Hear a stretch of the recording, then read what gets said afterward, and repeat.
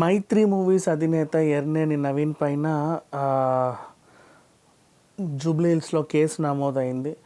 అసలు వివరాల్లోకి వెళ్తే ఇది ఎక్కడెక్కడి నుంచో వచ్చి లింక్ ఇక్కడ స్టార్ట్ అయింది. అసలు ఇదంతా క్రోనలాజికల్ పద్ధతిలో మాట్లాడుకుందాం. ఇప్పుడు రీసెంట్లీ రాధాకిషన్ ఫోన్ ట్యాపింగ్ వ్యవహారం బాగా సీరియస్గా ఉంది తెలంగాణలో. సో రాధాకిషన్ని అరెస్ట్ చేసి జైల్లో ఉంచారు. ఆయన అరెస్ట్ అయినందుకు గతంలో నన్ను ఇలా చేశాడు, గతంలో నన్ను అలా చేశాడని ఒక బాధితుడు వచ్చాడు. అతని పేరు చెన్నుపాటి వేణుమాధవ్. సో బేసికలీ సంబంధం లేని కేసులో సంబంధం లేకుండా కొత్త కొత్త విషయాలు వెలుగులోకి వచ్చి లాస్ట్కి మైత్రి మూవీ మేకర్స్ అధినేత నవీన్ ఎర్నేని కూడా అరెస్ట్ చేయాల్సి వచ్చింది. వివరాల్లోకి వెళ్తే చెన్నుపాటి వేణుమాధవ్ అనే ఆయన ఎప్పుడో 2008లో ప్రపంచ బ్యాంక్లో పనిచేశాడు. తర్వాత అమెరికా వెళ్ళాడు. ఇక్కడ మన మణికొండకు చెందిన అతను అనమాట.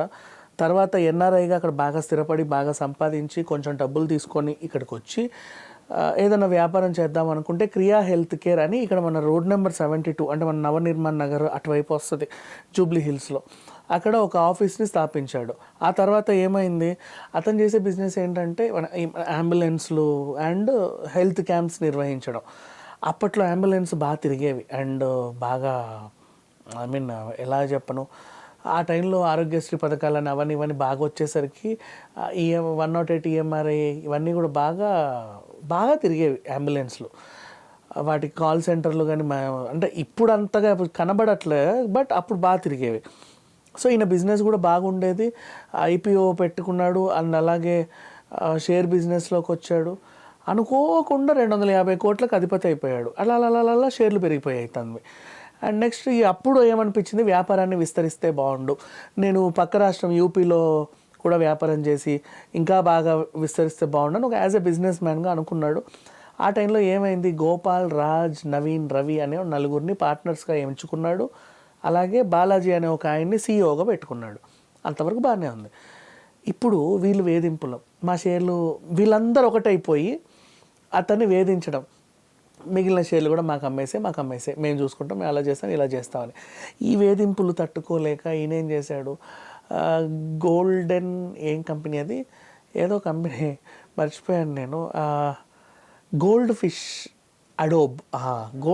అడోబ్ అనే కంపెనీ అధినేత చంద్రశేఖర్ ఆయన దగ్గరికి వెళ్ళి నెత్తినోరు బాదుకుంటే ఇదేదో బాగుంది కదా అని చెప్పేసి ఆయన ఏం చేశాడు, 4 లక్షల షేర్లు ఆయన పేరుకి ట్రాన్స్ఫర్ చేయించుకొని నా దగ్గర ఉంటాయి కదా షేర్లు భద్రంగా ఉంటాయి పో అన్నాడు.